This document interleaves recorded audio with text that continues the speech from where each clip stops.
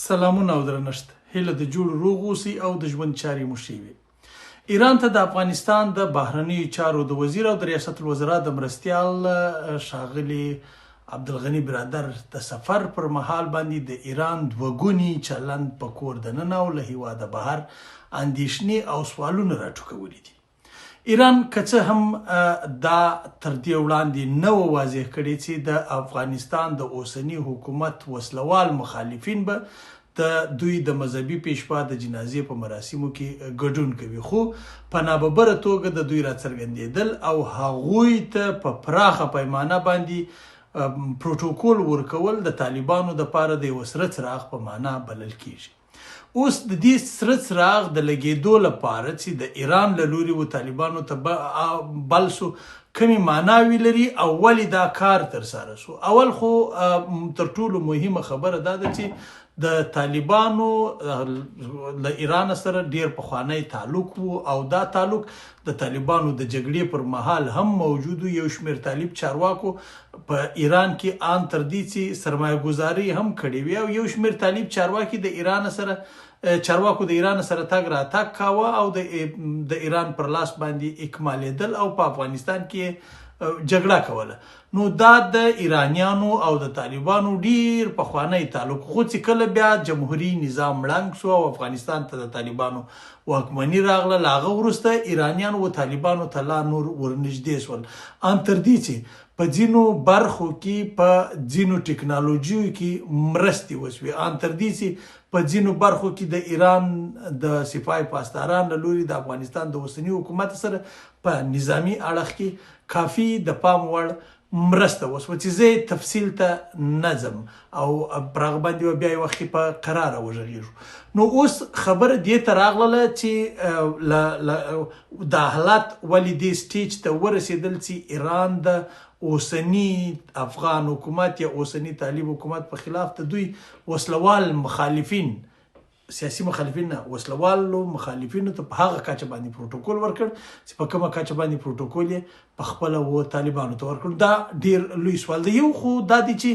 د ایران او د اسرائیل ترمنځ په جګړه کې د امریکا او د اسرائیل لوري د ایران تر 50 زیات مشران ووژل شول چې په هغوی کې ډیرې برخې له طالبانو سره یا د طالبانو له اوسني حکومت سره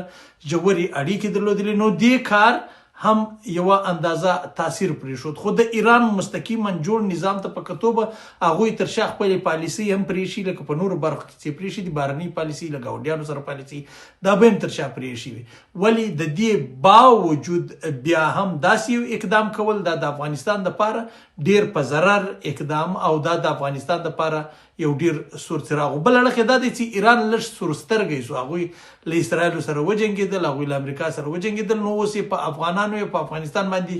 سترګه نه تخنیږي. نو یو بل علت یې دا و. یو بل علت دا دی چې ولې د افغانستان د بهرنیو چارو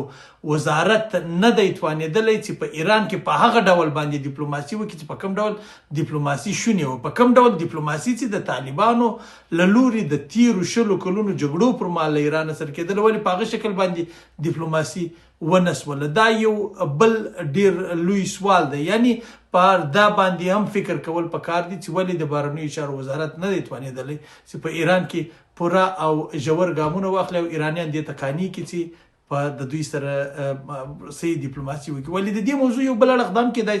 چې ایران د نیابتي ډلو د جوړېدلو مخینه لري، ډیر زوړ تاریخ لري. هغوی د نړۍ په بېلابېلو هیوادونو کې خپلې نیابتي ډلې یا خپلې ګوډاګۍ ډلې چې ورته وایي په پښتو کې دا جوړې کړي وي، هغه بیا جنګي د حکومتونو خلاف، هغه بیا جنګي د نظامونو خلاف، د هغوی څخه بیا استفاده کوي، لکه په سوریه کې، لکه په شام کې، لکه په عراق کې، په بېلابېلو هیوادونو کې د دوی نیابتي ډلې شته. نو کېدای شي په افغانستان کې هم دوی د نیابتي ډلې د جوړېدو کوشش کوي. دا د دې یو بل اړخ دی. خو د دې ټولې موضوع یو تر ټولو عمده مهم او غټ اړخ دا دی چې ایران یې دې ته اړ ایسته چې راشي د افغانستان سره دوه چلند وکړي. دا دوه چلند اوس د نړۍ نور هیوادونه هم زده کوي. اوس خو ایران دا ګام واخیستی، سبا خدای ما که تاجکستان دا ګام اخلي، بله ورځ ازبکستان او ترکمنستان اخلي، بله ورځ چین او د نړۍ نور هیوادونه اخلي. او دغه یو علت دی، هغه تر ټولو لوی علت دا دی چې دا دوه چلند خلک له پاکستان څخه زده کوي. د پاکستان له افغانستان سره دوه ګونی چلند کڅم له تیرو لسیزو را روان دی، خو اوس په دا وروستیو کې د خپلو تر اثر لاندې چارواکو په مټ د افغانستان اوسنی حکومت په دې قانع کړی دی چې له یوې خوا څخه په افغانستان کې سفارت ساتي، له بلې خوا څخه پر افغانستان باندې بمباري کوي. 14 ځله یې بمباري کړي دي او هر ځل یې سفارت نه دی تړل سوی، سفارت یې نه، سفیر یې نه دی شړل سوی، عمله یې نه ده شړل سوی، بلکې دا اړیکې لا نورې خوږې او خوندورې سوي دي. دا هغه دوه ګونی چلند دی چې پاکستان کوي، او پاکستان دا کار ځکه کوي چې پاکستان په افغانستان کې دننه له بده مرغه ریښې لري، ریښې یې کړي دي او ریښې لا هم ژوندی دي، او د هغو ریښو په مټ باندې د افغانستان اوسني لوړ رتبه چارواکي په دې قانع کوي چې نه نه نه نه سفارت دې دلته موجود وي او دا سفارتکاري ده، او د سفارتکاري دا اصول باید موږ وساتو، ځکه ډیپلوماټیکي دروازې باید بندې نه شي. خو په ټوله دنیا کې داسې نه دي سوي چې جګړې کېږي ډیپلوماټیکي دروازې بندېږي. نو د پاکستان دې دوه مخیتوب ایران هم دې ته وهڅاوه چې اوس دوه مخیتوب پیل کړي. له یوې خوا به د عین د پاکستان په شکل د افغانستان د اوسني حکومت مخالفین پر پښو ټکوي، بلې خوا ته به حکومت ته وایي چې موږ له تاسو سره یو، او دا هغه څه دي چې د حکومت د افغانستان د اوسني نظام، د افغانستان د خلکو، د افغانستان د ولس، د افغانستان د اراضي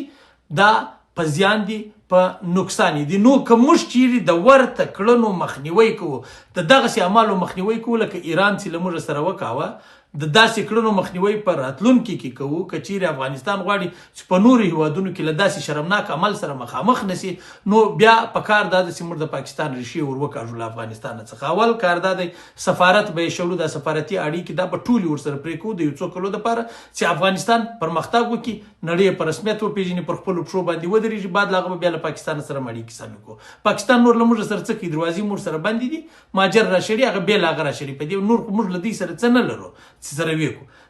دا یو اړخ دی. دومه مسله دا د پاکستانی محصلین باید وشړل شي نور له افغانستان څخه، هر څومره چې موجود دي زموږ نه دي په کار، خدای دې په دې باندې دلته سبق ونه وایي. درېیمه مسله دا ده چې هغه قراردادیان او هغه کنټرکټونه یا هغه قراردادونه چې له پاکستانی کمپنیو یا له پاکستانی اشخاصو سره یا د پاکستانی اشخاصو په شراکت په افغانستان کې شوي دي، هغه باید کنسل کړل شي. څلورمه او تر ټولو مهمه خبره دا ده چې په دولتي او غیر دولتي ادارو کې باید پاکستانیان له دې خاورې نور وشړل شي، د افغانستان نه خاورې. نو بیا به نړۍ ته، بیا به پاکستان ته، بیا به همسایګانو ته دا پته ولګېږي، دا درک ورته معلوم شي چې افغانان په دې موضوع کې ژمن دي، افغانان د افغانستان حکومت ته ژمن دي، افغانان خپلو خلکو ته ژمن دي. نو دوی کولای شي چې داسې کړنې وکړي. بیا به ایران غوندې هیواد یا بل هر غوندې هیواد په اسانۍ باندې داسې مخامخ بده ډیپلوماسي له افغانستان سره ونه کړي لکه اوس یې څنګه وکوله. اوس د دې معنا دا، یعنی ایران ځکه دا کار وکاوه چې هغه ګوري چې طالب په ډیپلوماسي نه پوهېږي، که طالب په ډیپلوماسي پوهېدی نو طالب په پر دا دونه بمباریو باندې پاکستاني سفیر شړلی وای، پاکستاني کارګر به یې شړلي وای، پاکستاني چارواکو ته به سخت احتجاج دا دی. دا موږ چې وایي غچ دا دی چې د پاکستان سره ټول روابط قطع کړي. موږ نه وایي چې ورسي یا په ننوځي یا ورسي بمباري وکړي یا څوک یا بد وکړي. غچ دا دی چې د پاکستان سره اړیکې قطع کړي. د یو افغان په صفت باندې دا زموږ فرض جوړېږي چې ووایو، دا زموږ فرض جوړېږي چې تشریح کړو دا موضوع. واک او اختیار د طالبانو دی، د طالبانو د حکومت دی چې کوي یې کې نه کوي. د طالبانو په 100 کلنه جګړه کې یوه ورځ داسې پیښه نه شوه چې طالب دی د مخالف په صفت باندې له جمهوریتي سره، د جمهوریت د چارواکو سره داسې موازنه کې، داسې د مقایسه کې په ټوله نړۍ کې دا مثال نه و. لکه تېره اونۍ چې په ایران کې د افغانستان د اوسني حکومت پلاوي ته مخامخ د دوی وسلوال مخالفین ودرول شول، لوی پروتوکول ورکول شو، په پراخه پیمانه ورکول شو، او دا داسې مراسم د نړۍ په ګوټ ګوټ کې لیدل کېدل.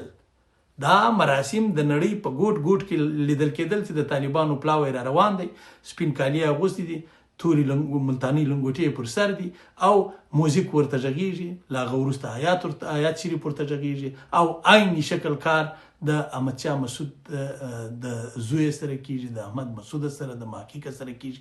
دا په ټوله نړۍ کې ولیدل شول، او دا به د طالبانو خلاف ډیر سوالونه راپورته کړي. دا به ډیر څه وکړي که طالبان له هوښه کار وانه اخلي. که له هوښه کار نه اخلي خو نو بیا د طالبانو خپل کار دی.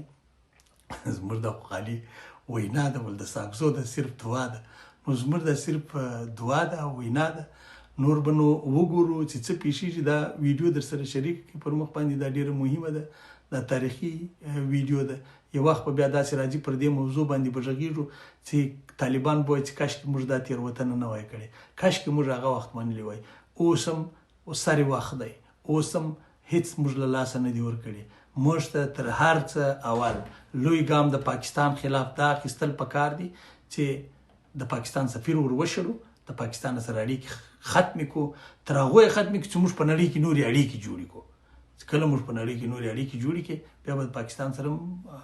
اړیکې ساتو د نړۍ له نورو هېوادونو سره به هم ساتو زموږ وطن دی زموږ خاوره ده زموږ ملت دی هېڅوک یې نه له موږ اخیستی سي او نه موږ وچاته ورکوو نو د یوه داسې افغانستان په هیله چې پاکستانی سفیر نه وي پکښې کې له پاکستان سره ډیپلوماتیکې اړیکې نه وي پکښې کې د پاکستان هیڅ یو جاسوس د سټوډنټ یعنی د محصل په نامه نه وي موجود د پاکستان هیڅ جاسوس د سفارتکار او د کارګر په نامه په افغانستان کې نه وي موجود د داسې افغانستان په هیله موږ هم داسې افغانستان غواړو او دغه افغانستان بیا د نړۍ یو له پیاوړو هیوادونو څخه وي او دا چې پاکستاني جاسوسان ښه پورته کېږي په یو بل نامه باندې خدای خبر چې دا وړي شړي شي ژوند خدای مو شاد آباد او بریالي لره آباد اوسئ